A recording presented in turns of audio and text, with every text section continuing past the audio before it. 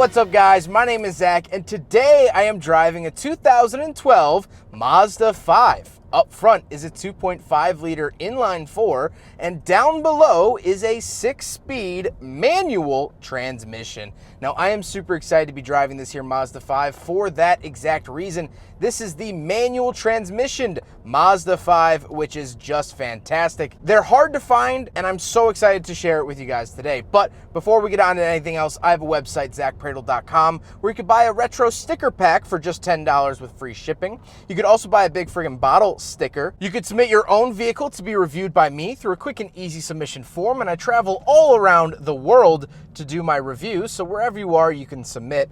And you could read my behind the scenes blog to see what I'm filming before it comes out on the channel. But let's get back to that 2.5 liter inline 4. Well, it makes 157 horsepower. Mazda has been using this sort of engine setup for quite some time, and even today in 2022, they still use 2.5 liters. Now, of course, they have changed quite a fair amount, but they still use 2.5 liters. It's not a race car. It's not gonna blow the doors off a Lamborghini. However, it is definitely enough horsepower. 157 horsepower in a minivan is pretty decent, if I say so myself. But like I said, paired to it, 6-speed manual transmission. The whole reason we're here today is because of this manual transmission, and it is fantastic. The clutch is a little bit stiffer than I thought it was going to be. However, it's still not considered a stiff clutch. The shifter throw is great, not super long like the shifter throw of the late 80s, early 90s Mazda MPV. And I like the shifter position. We'll talk more about that when we talk about the interior, but it's very ergonomic right by my right hand,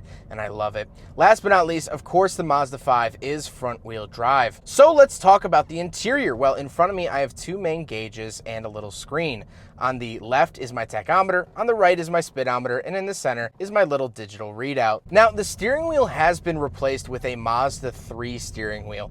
So this is from a Mazda 3. This is not the traditional Mazda 5 steering wheel. However, I do like it, and they do look very similar, I will say. I wouldn't have honestly noticed that this was a Mazda 3 steering wheel and not a Mazda 5, but hey, that's okay. Off to the left, I do have traction control off. On the door, I have my lock and unlock, power mirrors, and power windows. Only the driver's window is auto, unfortunately. However, at least one is auto. Moving into the center, I do get a very small digital readout. This shows me a couple of things. It says hello and goodbye when you turn the vehicle on and off, which is a nice little friendly message. Then I get two climate control vents and a hazard switch between them. And then we have an aftermarket radio because most radios from this era weren't really great. I know the stock Mazda 5 one isn't great. However, this has a cool party trick. It's a little Android unit, but the owner, Ruby, has put a Wii in the glove box so you can play the Wii in your Mazda 5. The reason I get so excited saying this is that somehow a month ago, I drove a Mazda Speed 3 from 2007, and that car also had a Nintendo Wii put into the glove box. I don't know how in a little over a month I've driven two manual Mazdas with Wiis in the glove box, but here I am. This is the life I'm living, and I'm not mad about it. I should do a whole Let's Play series just in the cars that I review. This one has Kirby Air Ride currently in it, and I haven't been happier in months. But down below that, this is classic Mazda. The climate controls here, very nice. I have temperature off to the left, where to send it, partially in the middle, and then off to the right, I have my fan speed. But then I have more options down below for like recirculating, rear defrost, rear climate controls, and AC, of course. Then we have the shifter itself. Big talking point here. Of course, it looks great. The shift knob and shift boot have been replaced.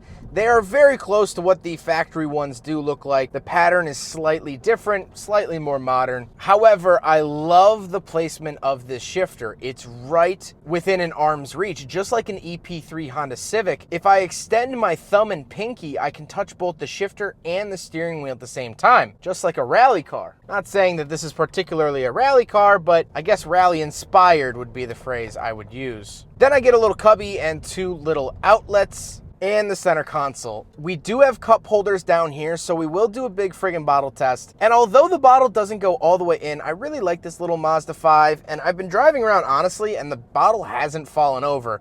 So I'm gonna give the 2012 Mazda 5 a pass on the big friggin' bottle test. Then we gotta talk about the seats. The seats are decently comfortable. I do have these little fold-out armrests, which is very nice. However, this is a more base model Mazda 5. You couldn't get the manual transmission with the leather, with the sunroof, with all the nice features. And so, if you wanted the manual transmission, and Ruby surely did, you had to stick with the cloth seats. Unfortunately, Mazda still does this today. If you want the manual transmission, you gotta stick with the base. But speaking of seats, we have 2 more rows of seating. So let's go do some backseat reviews. All right, so we're in the second row of the 2012 Mazda 5 manual sport trim. That's the actual trim, is sport.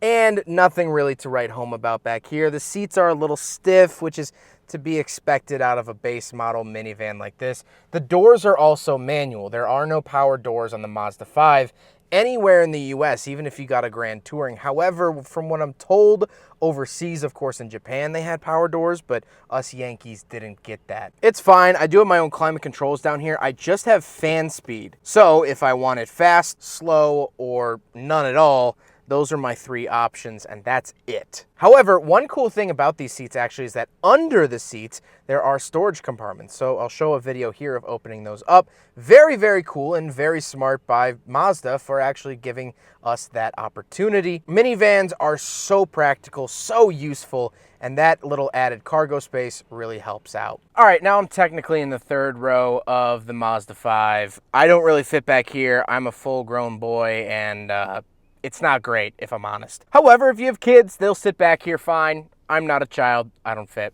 Let's take a quick look at the trunk and cargo space, and then we'll talk about the looks. All right, so we're on the back of the 2012 Mazda 5 manual.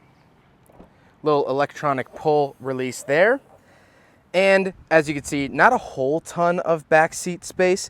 However, these do fold down, which gives you a lot more. And of course, the second row folds down as well, which gives you a ton more. But when these back seats are up, you don't have amazing space. However, you do get some space. And as you'll see over here, you do get a 12-volt outlet, which is always what I look for in the backs of vehicles like this, which makes me pretty happy. Now we gotta talk about the looks. And the Mazda 5 looks fine. It definitely looks like a bloated Mazda 3. However, that's not necessarily a bad thing. It does have that rather Joker face front end and very, very smiley. It's a happy minivan. But why shouldn't it be? This is a happy car, and this is fun to drive. Let's get on to my final thoughts. What do I think about finally driving a manual Mazda 5? Well, I love it. I really, really do. This is a great manual transmission. This isn't like a cheap feeling transmission that if I shift it wrong, I feel like I'm gonna break it. It's not the case. It's really actually a solid transmission, which is what I would come to expect out of a Mazda. I'm very happy to see that across the lineup. They remain solid. They remain good transmissions. It's so cool to me that I've now had the opportunity to drive the manual first-gen CX-5 and now the manual Mazda 5. It's just so cool. And for us Americans, this was the final minivan to have a manual transmission. This was the last one. Back in the day, we had a couple of them, but the manual minivan never really stuck around here in the US. Even from the 90s, where minivans were kind of really hitting their stride, they were mostly automatic. But into the 2010s, it got even more rare, and this is the last one. This is the final keystroke. This is the period. This is the end of the sentence for the manual minivans in the US, not just for Mazda, but for brands at all. Any of them. Pick your poison. None of them have a manual minivan. But here we are in a Mazda, sticking out from the crowd as they always do and as they're so good at doing. This is fun. It's unique, it's different, and if you can find one to buy, I highly recommend it. Huge thank you to Ruby for letting me take out her 2012 Mazda 5 in manual. Thank you so much, Ruby, for reaching out. This has been cool. This is a bucket list moment for me, and I'm very, very thankful for that. But I hope you guys enjoyed the video. Don't forget to rate the video, comment on the video, and subscribe if you really liked it. Take care, guys.